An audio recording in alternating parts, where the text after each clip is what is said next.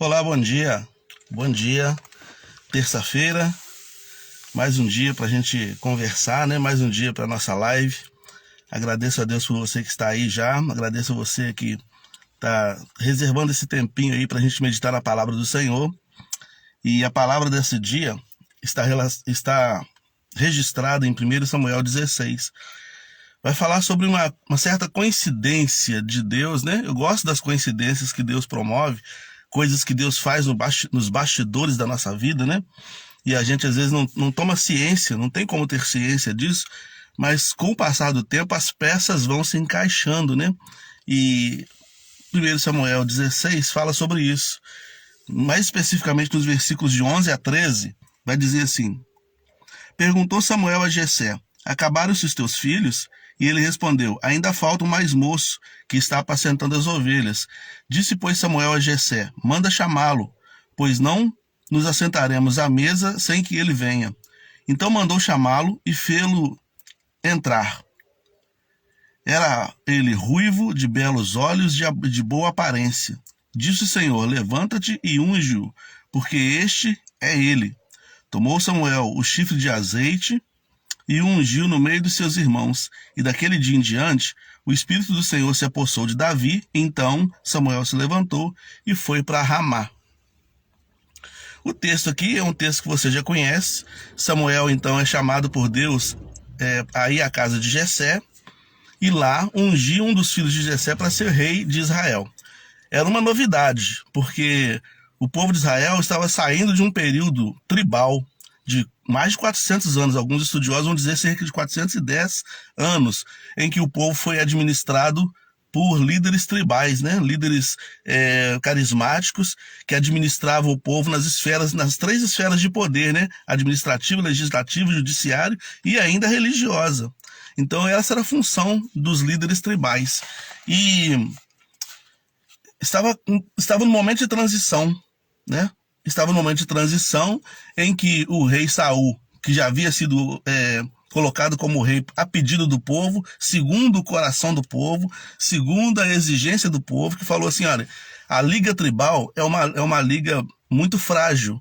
12 tribos que se reuniam, cada uma tinha sua própria administração, mas quando acontecia alguma ameaça que feria os princípios de toda a tribo ou pudesse ameaçar todas as tribos, elas se juntavam em torno de um líder específico e esse líder específico então liderava o povo na batalha contra o adversário e dava vitória. Acabado esses momentos de crise, as tribos cada uma ia para o seu lado na sua própria administração. Isso fragilizava muito o povo e eles então pediram a Samuel que ordenasse ou que levantasse um rei e passasse então da liga de tribos para a monarquia, né? O contexto dos reis. E o primeiro rei eleito foi Saul, porque Saul era bonito, era alto, era forte, era guerreiro e foi de acordo com os interesses da população. Só que Saul foi rejeitado por Deus porque Saul não tinha um coração que obedecia aos preceitos de Deus. Ele era egocêntrico. Saul era egocêntrico, Saul tinha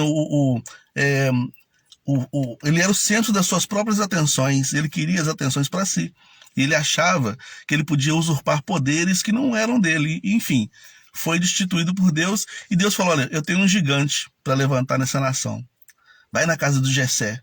E Jessé então faz passar todos os filhos dele, os grandes, fortes, poderosos, os soldados, né, que eram eram filhos dele, para ver se Samuel ia ungir algum deles. Deus fala: não é nada disso. Aí, então, no texto que a gente leu, a gente vê aqui Samuel falando: mas não tem mais nenhum, porque Deus falou que é dessa casa que vai sair um rei. Ele fala: tem um lá no campo, lá, tem um pequenininho lá. E a descrição que o texto traz sobre Davi é uma descrição que difere dos líderes tribais da época. Davi, a Bíblia diz, tinha gentil presença, tinha olhos bonitos, talvez tinha olhos claros, né? Tinha olhos bonitos, tinha gentil presença, era um menino doce, era um adolescente doce, era um adolescente que não trazia ameaça. O adversário não teria medo de uma pessoa bonita como ele. E, geralmente os líderes eram carrancudos, eram feios, exatamente até para afastar os adversários. Davi era de gentil presença. Então o pai dele não via nele potencial para ele ser um líder do povo, para ser ungido. Por isso que o pai dele deixou ele para lá, cuidando das ovelhas, enquanto tratava de coisas sérias aqui, de unção de reis, por exemplo. Mas Deus estava olhando para ele, lá no coração dele. O pai dele não sabia nada sobre a dedicação dele no cuidado das ovelhas. O pai dele não sabia nada sobre o preparo que Deus estava fazendo no coração dele, enquanto ele estava lá, lutando contra um leão para proteger as ovelhas, lutando contra o urso para proteger as ovelhas. O pai dele não sabia dessas experiências. Muitas vezes, Deus está levantando gigantes dentro da nossa casa, mas a gente não sabe das experiências que esses gigantes, nossos filhos, estão vivendo com Deus no secreto. Então, muitas vezes, quando o filho apresenta assim, alguma expectativa, eu quero estudar para ser isso. Às vezes o pai desqualifica o filho porque ele não consegue entender que esse filho está sendo preparado já por Deus para algumas coisas maiores, né? Às vezes a gente trabalha para que nossos filhos sejam grandes empresários ou grandes profissionais de várias áreas, mas talvez não prepara para ser um grande guerreiro de Deus, não é verdade? Então perceba que Deus estava trabalhando no coração de Davi e o pai dele não sabia. Davi se torna uma pessoa desvalorizada pelo pai, pelo seu próprio pai, pelos seus irmãos, e até o Samuel, que foi lá para ungir um rei, olhou para ele com desconfiança. É esse mesmo? Deus já tinha advertido para Samuel, não presta atenção na aparência dele não. Ele tem um coração nobre, ele tem um coração preparado. Ele é a pessoa que eu quero usar. Ele não tem a aparência que você veio buscar, mas Deus não busca aparência. Deus busca a qualidade de um coração quebrantado. A Bíblia diz que um coração quebrantado com Cristo, Deus não rejeita jamais. Então, depois de 410 anos de juízes e mais o tempo lá do Saul, e alguns estudiosos vão dizer que Saul nem foi o rei de todo Israel. Saul foi mais um líder tribal também, porque a forma de administração dele foi bem parecida com os líderes tribais da sua época, né? Então Deus levanta o gigante Davi. Há gigantismos nos corações nobres. Pessoas que têm um coração nobre é uma pessoa gigante na sociedade, é uma pessoa gigante na vida social, na família, em todo o contexto que está, essa pessoa consegue ser bem gigante, né? Corações gratos também são o coração de pessoas que são gigantes, né? Corações obedientes, corações que têm almas genuínas, né? Davi, uma característica interessante de Davi é que ele era uma pessoa genuína. Quando ele pecava, ele se arrependia. Quando ele estava feliz, ele extravasava. Era um homem passional, um homem alegre, um homem cheio da presença de Deus. Mas ele não é chamado um homem segundo o coração de Deus por causa disso, não. Não. Davi é chamado um homem segundo o coração de Deus porque ele tinha o coração pronto para obedecer a Deus em tudo. Depois você confere lá em Atos 13, 21 e 22. Ele era um homem segundo o coração de Deus porque ele era um homem segundo a expectativa de Deus, segundo a escolha de Deus. Saul era um homem segundo o coração dos homens. Foi feito segundo a escolha dos homens. E Davi foi levantado segundo a escolha de Deus. Por isso que o texto diz que ele é segundo o coração de Deus. Então, há gigantismo em corações que têm almas nobres, né? Pessoas que têm almas nobres, pessoas que têm almas genuínas, né? Davi não escondia seu pecado. E é interessante pensar que Davi ele é apresentado como um modelo de humanidade e como um modelo de um homem santo, um homem de Deus. Porque ele peca pecados horríveis como os nossos, mas também ele tem lapsos de obediências profundas, de devoções profundas, como os nossos tantas vezes. A gente também não oscila assim, em momentos que a gente está com a alma bem ofuscada pelo pecado, mas também momentos que a gente está com a alma bem brilhante, cheia da presença de Deus. Davi apresenta essas nuances, né, da característica do ser humano. Então, esse era o Davi, esse era o gigante Davi. Há um gigante dentro de você e Jesus sabe disso. Jesus, quando olha para nós, irmãos, ele vê o potencial, ele vê aquilo que a gente pode se tornar. Pedro se via como um simples pescador, não desvalorizando a função de um pescador, a profissão de um pescador, mas ele se via como um homem normal pescador. Jesus viu ele como um pescador de homens. Como Jesus te vê? Como você se vê? Não se desvaloriza, não. Davi sabia as experiências que tinha passado. Ele falou, baseado nas experiências que eu passei, eu sou capaz de vencer qualquer coisa, inclusive o gigante Golias. Davi sabia que Deus estava agigantando a alma dele. Davi sabia disso, e eu e você precisamos saber também. Muitas vezes, nessa sociedade de competição que a gente vive, a gente se joga para baixo, né? A gente se nivela por baixo, a gente está sempre se achando menor do que os outros. A gente não precisa sempre querer ser maior do que ninguém, nem passar por cima de ninguém. Mas você sabendo do seu potencial, aquilo que Deus está fazendo, e trabalhar nessa esfera, já é o suficiente, né? Já é o suficiente.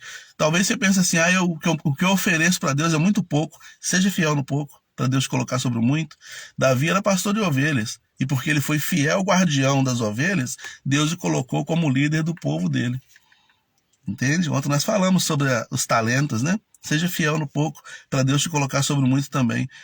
Jesus nos chamou como pequenos, mas falou assim, vocês farão obras maiores do que as minhas, se vocês crerem. Vocês serão gigantes, maiores do que eu, se vocês crerem. E a gente precisa crer nisso. Nós precisamos levantar isso no nosso coração, né? Então joga fora esse complexo de inferioridade, joga fora esse pensamento de que você não pode fazer nada, de que você não é nada. Joga isso fora, acredita no seu potencial. Quantas pessoas que a gente conhece que às vezes tinham uma vida inferior, uma vida rasteira, mas de repente virou uma chavinha dentro e a pessoa cresceu, se desenvolveu e virou um grande gigante na obra de Deus, por exemplo. Está aqui a nossa irmã Ilza Maria, né? Minha querida irmã Ilza Maria, cuja vida Deus tem levantado, tem abençoado, tem feito ela uma gigante na obra de Deus, né? Sempre foi, mas mais ainda na vida social, na família, no trabalho, né? Eu estou usando a Ilza aqui, eu sei que ela não vai ficar vaidosa com isso, né? E outros irmãos, tantos outros irmãos que a gente vê no nosso contexto, é porque a gente pega exemplos aqui de 3.000 anos atrás e fica muito distante. Eu gosto de pegar exemplos do dia de hoje. Deus está levantando gigantes do seu lado. E Deus quer te levantar, meu irmão, como um gigante também.